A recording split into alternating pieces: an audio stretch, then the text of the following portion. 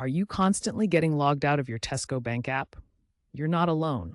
The main culprits are your phone's battery optimization settings, specifically background app refresh, bar, and battery saver mode.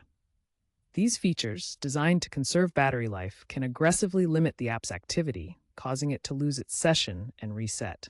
This is especially common on Android devices due to stricter default settings.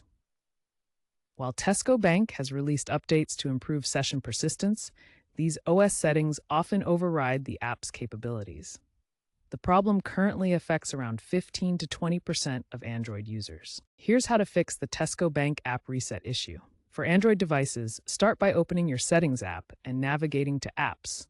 Then find Tesco Bank and go to Battery Settings. Choose Unrestricted or Don't Optimize under Battery Optimization to prevent the system from limiting the app's background activity. Then, ensure background activity is enabled for the app. This will allow the app to maintain a persistent session.